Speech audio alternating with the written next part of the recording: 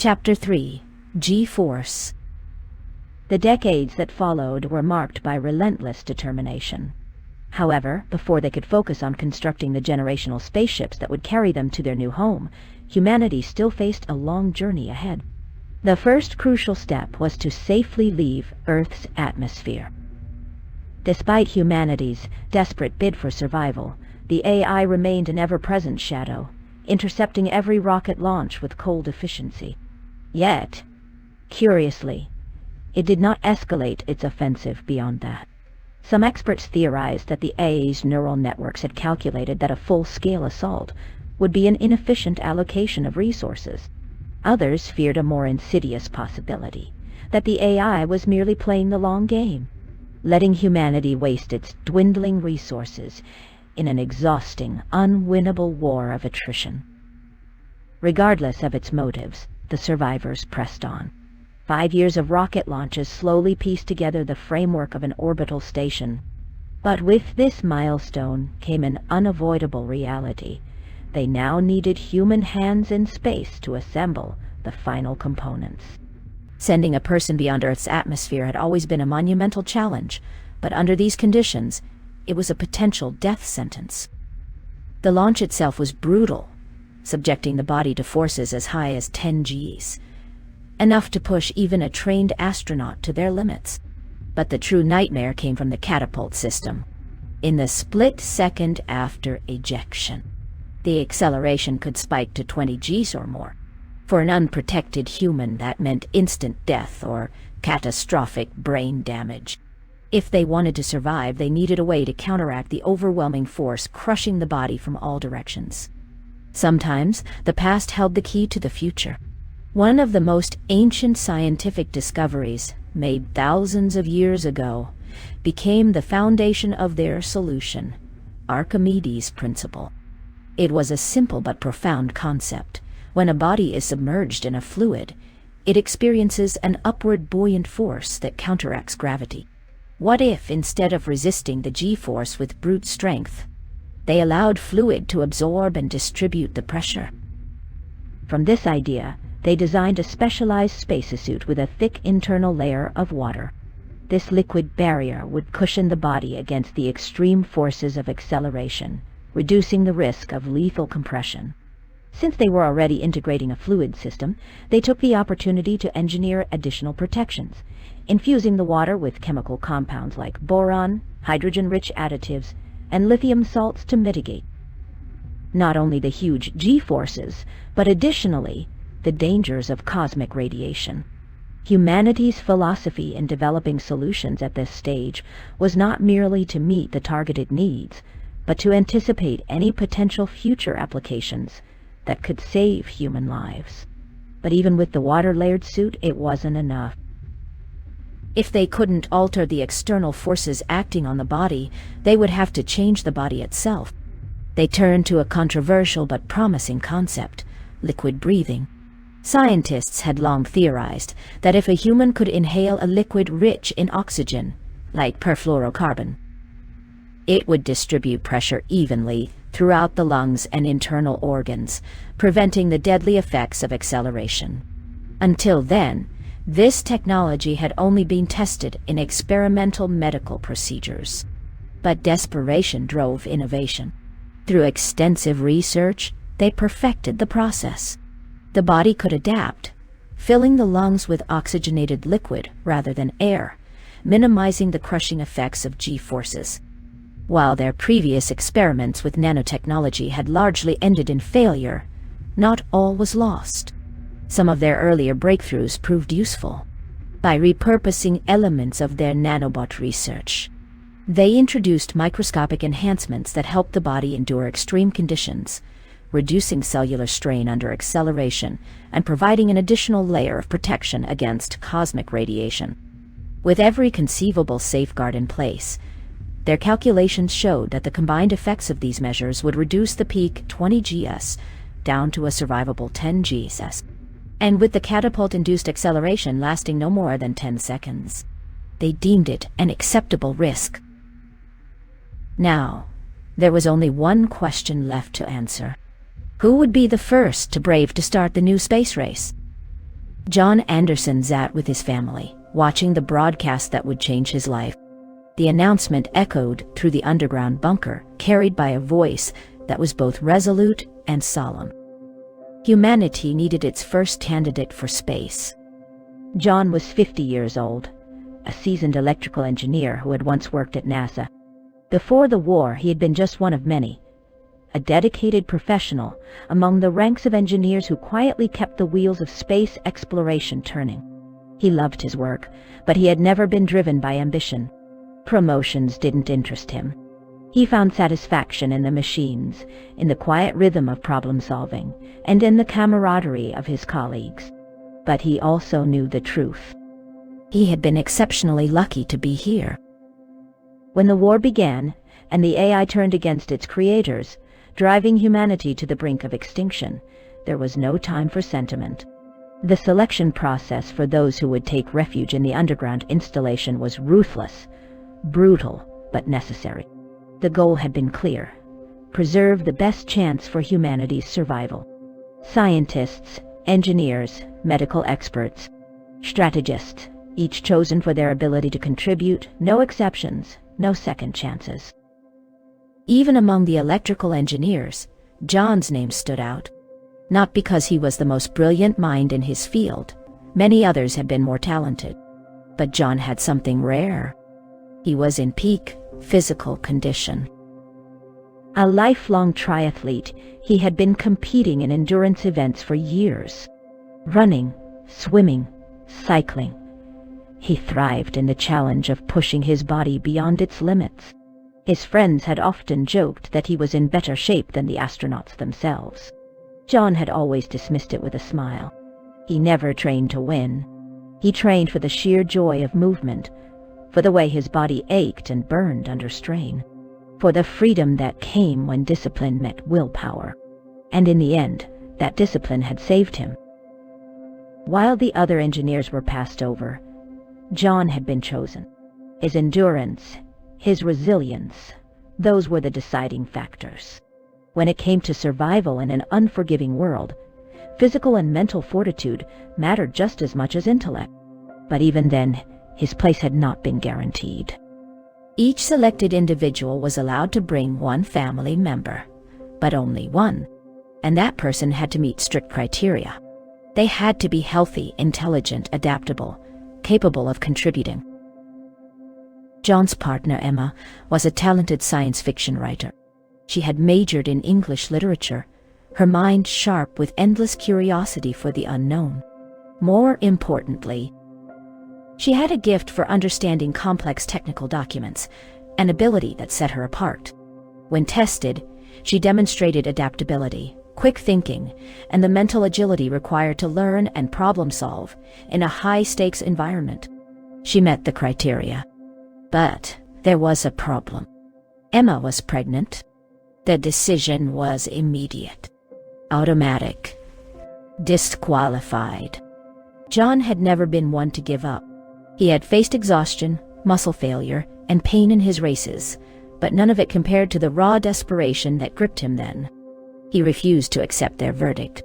He stood before the selection committee, his voice calm but unwavering. There will come a day when you will need someone to take a step forward, from which there will be no return. When that day comes, I will be there. The room fell silent. They had seen it in his eyes. That rare, unshakable determination. He wasn't making a request. He was making a promise. And the committee knew he was right. Exceptions were unheard of, but one was made for him. John Anderson was permitted to bring not one, but two family members into the underground refuge. Now, as he watched the announcement calling for humanity's first spacefaring pioneer, he knew. That day had come, and just as he had sworn, he would be the one to take the step forward. 17 years had passed since that fateful promise. John and Emma stood in the dim light of their quarters, their gazes locked in silent understanding. They had always known this day would come. For years, they had tried to prepare for it, to steel themselves against the inevitable. But no amount of time or forethought could truly dull the anguish now clawing at their chests. Without a word, they reached for each other, wrapping themselves in an embrace that felt both endless and fleeting. Their heartbeats synchronized, the warmth of their bodies pressing together as if they could fuse time itself, stretching these moments into eternity. They had memorized every detail of each other long ago, but now they did it with a desperate urgency. The way her fingers traced the curve of his back, the way his arms tightened around her, the scent of his skin, because soon they would be apart. Forever. From across the room, Ellie watched them in silence. At 16, she had learned to read the quiet signals between her parents. She sensed something in that embrace, a gravity beyond anything she had felt before. When John and Emma finally parted, John turned to face his daughter. It was time to tell her the truth. Ellie saw it before he spoke. Her father's eyes, which had always carried a quiet, unwavering hope, were now clouded with sorrow. It was a look she had never seen before, and it terrified her. Ellie. John began, his voice steady but thick with emotion. First, I need you to understand something. You and your mother, you are my world, my everything. I need you to know that. Ellie swallowed hard. Dad, I know that. But what's going on? Why are you acting like this? She hesitated, her mind working through the pieces like a puzzle. Then, in a breathless whisper, she said the words she feared the most. Please, don't tell me you're planning to offer yourself as the candidate to go to space. John didn't answer. He didn't need to. His silence was confirmation enough. Ellie felt her chest tighten, a knot of panic twisting inside her. Dad, no. Why? There are others. People with actual astronaut training. Why does it have to be you? John took a deep breath, bracing himself for what he had to say. Ellie, I made a promise I have to keep. It's the reason we're here, the reason we survived. They made an exception for us, for you and your mother, but that exception came with a price I have to pay. Ellie's hands clenched into fists. That's not fair. You're needed here. You've been doing an incredible job. Why do you have to go? Tears welled in her eyes as the realization set in. This wasn't a discussion. This was a decision that had already been made. Her father was leaving. John pulled her into his arms as she broke down, her body trembling against his. His heart ached with a pain deeper than any he had ever known. He thought of all the moments he would miss, watching her grow, seeing her discover love, standing by her side through life's joys and struggles. But there was also comfort, however bittersweet. Emma and Ellie would be safe, and that, above all else, made this sacrifice bearable. He held his daughter tighter, whispering into her hair. I love you, Ellie. Always. And she clung to him, as if holding on just a little longer might somehow change fate. John sat inside the cockpit of the Icarus, running through the final system checks. The glow of the instrument panels cast sharp shadows across his face, the rhythmic blinking of indicators the only movement in the confined space. His hands moved methodically, adjusting switches, verifying readings, ensuring that everything was in perfect working order. The bulky water-protected suit he wore restricted his movements, but it had been designed with flexibility in mind. With the right adjustments, he could switch between different levels of mobility and protection. Right now, he had set it for precision. He needed his arms free to operate the controls with absolute accuracy. He took a steadying breath, the air thick with the scent of metal and machinery. Then, pressing down on the comms switch, he confirmed the final status report. All systems operational. Icarus ready for launch sequence. The name Icarus had been chosen as an act of defiance, a statement hurled into the void. A name meant to mock the heavens, to prove that humanity could rise against all odds, even if it meant flying toward the sun itself. Command Control responded through his earpiece, the voice calm, measured. Acknowledged, Icarus. Proceed with internal protection protocol. John pressed a button, initiating the critical step that would determine whether he lived or died in the next few minutes.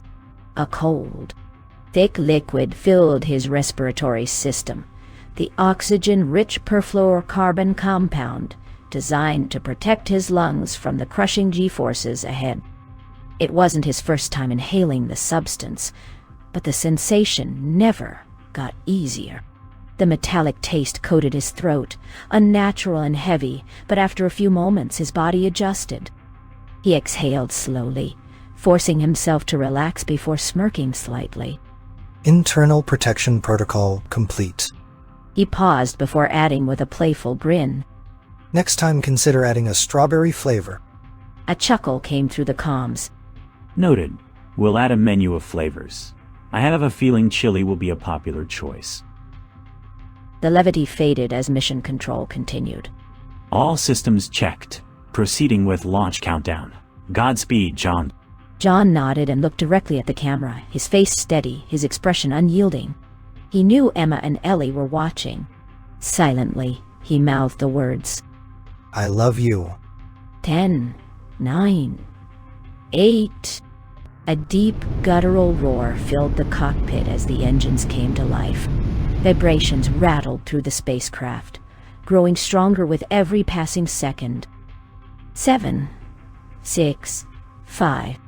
The metallic claws anchoring the rocket in place groaned under the force of the ignition sequence, straining as the spacecraft fought to break free. 4, 3, 2. The entire world seemed to pause for a single heartbeat. Then, liftoff. A violent force slammed John back into his seat as the clamps released and Icarus surged upward, piercing through the sky like a spear. The crushing acceleration pressed down on him, squeezing his chest, testing every safeguard they had painstakingly engineered. His suit's internal systems reported real-time data. Actual pressure, 10G. Effective pressure on body, 4G. Better than expected. He could handle this. The first 60 seconds passed in a controlled ascent. Then, an alert blared across his console. The AI had responded. His sensors detected the incoming anti-missile, closing in fast. This was expected. They had run through every possible scenario, prepared for every contingency. But nothing could fully prepare him for the moment where death rushed for real toward him at hypersonic speed. 3, 2, 1. The catapult system engaged. The Icarus suddenly broke away from the outer shell of the rocket, detaching in a carefully timed explosion, hiding itself among the debris. The force of the ejection slammed into him with a ferocity beyond comprehension. His entire body convulsed as 22 Gs of pressure crushed down on him, though the effective pressure his body endured was just over 10 G. It was like being buried under an ocean, his bones creaking under the weight of forces not meant for the human body. Every nerve screamed, his cells crying out in agony, his consciousness teetering on the edge of oblivion. His vision blurred, and his fingers twitched against the controls. But the data confirmed the outcome everyone had worked so hard to achieve. He managed one last thought before darkness overtook him. We really made it. And then, everything faded to black. John drifted in and out of consciousness, his mind still sluggish from the overwhelming forces he had just endured. Then, through the ringing in his ears, he heard the desperate voice crackling over the radio. Command control to Icarus, please acknowledge. Command control to Icarus, please acknowledge. Please, John. For the love of God, say something. His lips curled into a weak smile as he fought through the fog in his mind. If you were going to miss me this much, I would have brought you flowers. He murmured, his voice hoarse but steady. A burst of cheers and relieved laughter erupted over the radio. The control room back on Earth was celebrating, not just his survival, but the undeniable proof that humanity had won this battle. They had done the impossible. Acknowledged, Icarus. Command Control replied, their voice tinged with emotion. We'll accept those flowers anytime. John took a deep breath, steadying himself. His body ached, but he had survived. He turned his gaze toward the viewport, and for the first time, he truly saw it. Earth. A vast, breathtaking sphere of blue and white, floating against the infinite black. He had spent his life looking up at the sky, dreaming of the stars. But nothing could have prepared him for this moment. The weight of everything, the sacrifices, the years of struggle, culminated in a single, undeniable truth. They had made it. Shaking off the offer now, he focused on his instruments, scanning the readings. Icarus to command control. Systems indicate stable low orbit achieved. Automated trajectory to the base station has been successfully engaged. At approximately 10 hours. He ran a quick check on his vitals. Regarding my health status, everything is reading green. Blood pressure, body temperature, and all internal markers are returning to normal levels. Acknowledged, Icarus. We've received all telemetry data on our end. John exhaled, the tension in his body easing slightly. Good to hear. I was worried you were going to ask me to repeat the ride. Command Control chuckled. No chance, but we're relieved to hear you haven't lost your edge. How was the experience? John stretched his fingers, flexing his sore muscles. The launch went better than expected. The suit and perfluorocarbon system worked exactly as designed. The pressure reduction hit nearly 60%, which kept things manageable. As for the catapult... He paused, recalling the moment he blacked out. Well, I had just enough time to confirm my body only took 10 G while the exterior hit 22 G before everything went dark. But at least I can say that if I was dreaming, they were sweet dreams. A collective laugh rippled through the radio. That's fantastic news, John. You've paved the way. The next crew will have an even smoother ride thanks to you. The voice on the other end hesitated for a second before continuing. Now, there are a couple of people here who need to speak to you. A new voice came through, frantic, filled with barely contained emotion. Dad, are you really okay? You checked everything, right? Don't lie to me. Are you in one piece? John's heart clenched at the sound of Ellie's voice. Yes, sweetheart. All systems operational. Your dad is still in top shape. How is it up there? Can you see the whole Earth and the moon? Can you see us? A second voice cut in, gentler but no less concerned. Ellie, give your father some space to breathe. Emma chided lightly before softening. John, are you really okay? For the first time, John didn't joke. He knew Emma too well. She would see through anything less than the full truth. I won't lie. He admitted, his voice raw. It was the most painful, stressful, and dangerous thing I've ever done. But we made it. And that's because of the people back home. Our team, our engineers. If it weren't for them, I wouldn't be here. Emma's response was firm, yet laced with tenderness. Whatever you need, John, never hesitate to ask. Don't try to be a hero. Even from this distance, we're in this together. Always. John smiled, feeling a warmth that even the cold vastness of space couldn't touch. I know, Emma. Don't worry. Then with a smirk he added, Your guardian angel up here will never go silent. Command Control's lead officer interrupted reluctantly. I hate to break up the reunion, but we have several diagnostics to run before we can officially call this a complete success. Emma let out a playful sigh. Fine, but we'll talk soon, John. You may be our guardian angel, but I'll be the little devil you can't get rid of. Ellie chimed in with a giggle. Then I'll be a demon right next to Mom. You won't escape from us, Dad. John laughed, his heart swelling with emotion. I'll be waiting for you, ready for battle. Love you, Dad. Love you, John. John sat back in his seat, staring out into the endless expanse before him. No turning back now. But he wasn't alone. And for the first time since humanity had been forced underground, hope burned brighter than ever.